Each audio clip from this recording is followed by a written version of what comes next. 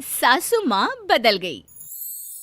कहानी उस घर की है जहाँ बहू और बेटी को एक माना जाता था, लेकिन फिर अरे शिखा बेटा, तू रसोई में क्यों घुसी रहती है? जा, रोटी मैं बना लूंगी। नहीं नहीं माँ जी, आप बैठिए, बस सारा खाना बन ही गया है। श्वेता को बोल देती हूँ, वो खाना लगा देगी सबका। सॉरी भाभी, मेरे पास वक्त नहीं है। माँ, मुझे पैसे देना, पार्लर जाना है। हाँ हाँ चली जाना, भाभी को भी ले जाना। वो भी जाने को बोल रही थी पार्लर, पर पहले ना मदद कर दे उसके खाना लगाने में। देख माँ, वो बहू है, उसे बहू रहने देना, इतना सर पर मत चढ़ा भाभी को। श्वेता, ज्यादा मत बोला कर। बहू और बेटी में कोई फर्क नहीं होता है। जा जाकर काम कर। ननद को माँ का भाभी से इस तरह प्यार करना बिल्कुल अच्छा नहीं लगता। वो बार बार किसी न किसी तरह माँ को भाभी के खिलाफ भड़काती रहती, लेकिन कोई फायदा ना होता। एक रोज, अरे बेटे किशन, जा बहू को कहीं घुमा कर ला, सारा दिन घर में काम करती रहती है।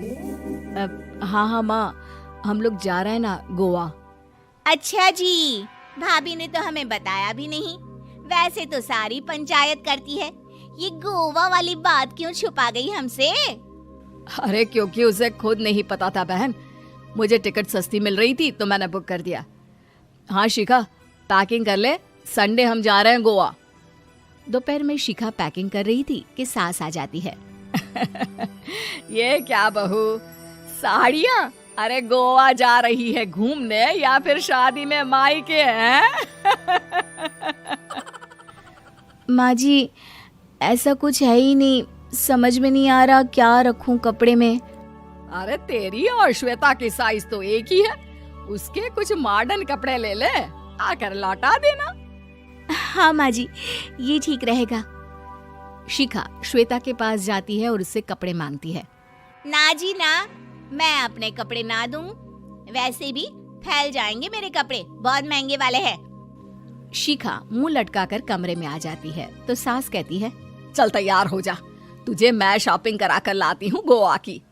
बस फिर क्या था, सास बहू निकल जाते हैं मार्केट और एक से बढ़कर एक ड्रेस खरीद कर घर आते हैं। पहले बता देती कि नए कपड़े दिलाने वाली है भाभी को, तो मैं अपने ही दे देती ना भाभी को, मुझे दिला देती नए कपड़े। देख श्वेता, परिवार का मतलब सबके साथ रहना होता है, ना कि सिर्फ अपना सोचना। वैसे भी तुझे अच्छे संस्कार सीखने चाहिए। और रही बात कपड़ों की, तो शिखा, आज से घर पर भी तू मॉडर्न कपड़े ही पहनेगी। कोई जरूरत नहीं है ये साड़ी वाड़ी लपेटने की। अब क्या था, घर पर श्वेता और शिखा एक जैसे रहते। एक बार पड़ोसन आती है। अरे बेटा, अपनी माँ को तो बुलाना जरा, बात करनी है। शिखा सास को बताती है और रसोई में चली जाती है। ये आपकी बेटी बहुत बड़ी हो गई है, इसके लिए एक रिश्ता है, कहो तो बता दूं। ये बेटी नहीं बहू है, घर में सब एक जैसा ही रहता है। वैसे मेरी बेटी भी बड़ी हो गई है, कोई रिश्ता हो तो जरूर बताना। पड़ोसन रिश्ता लेकर उन लोगों के घर आती है।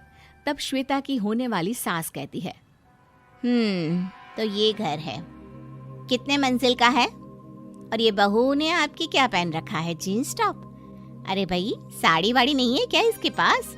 देखिए, सर्दी है तो साड़ी में बहू कैसे मैनेज करती, वैसे पहनती है साड़ी भी।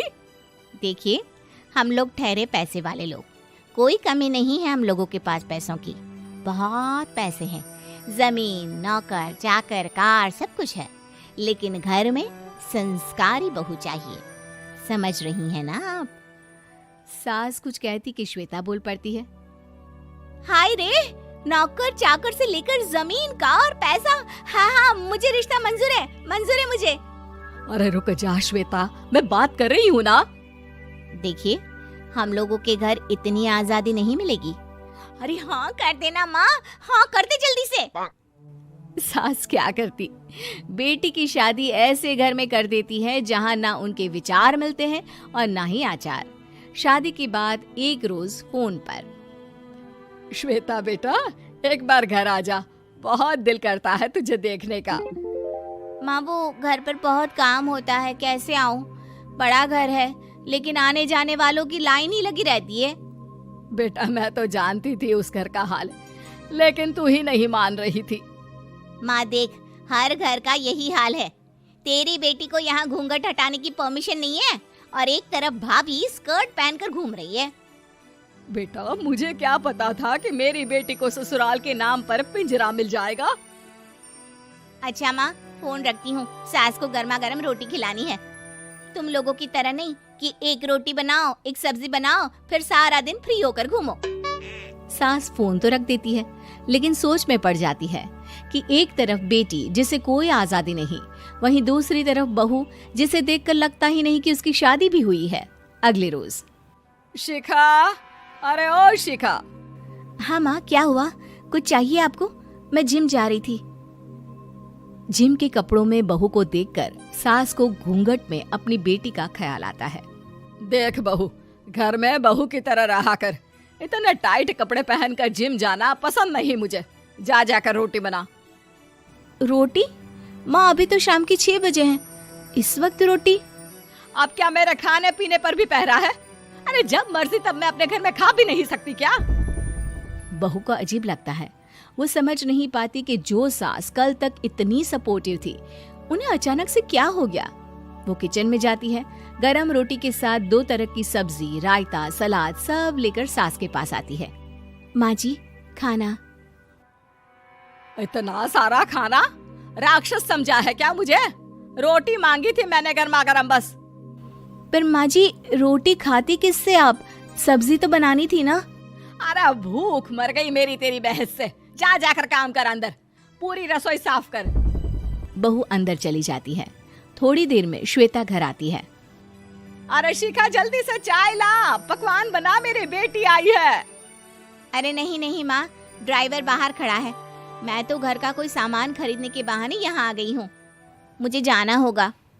अरे बेटा, पर कितने दिनों बाद देख रही हूँ तुझे, रहने आ जाना 2-4 दिन के लिए। आ जाऊंगी माँ, जब मेरी सास मरेगी तब।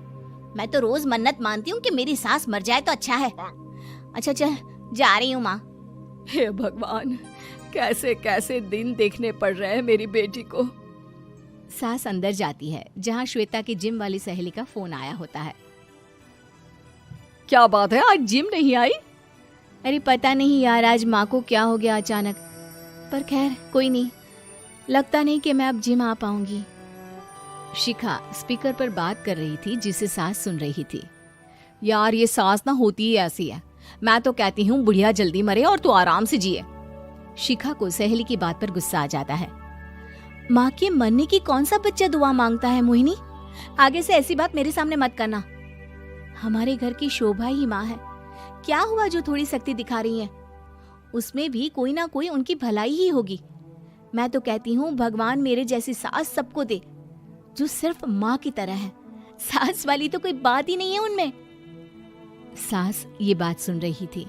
उनकी आंख में आंसू आ जाते हैं कि क्यों वो बेटी की किस्मत में बहू को भी भागीदार बना रही थी। शिखा, अरे ओ शिखा, क्या हो गया?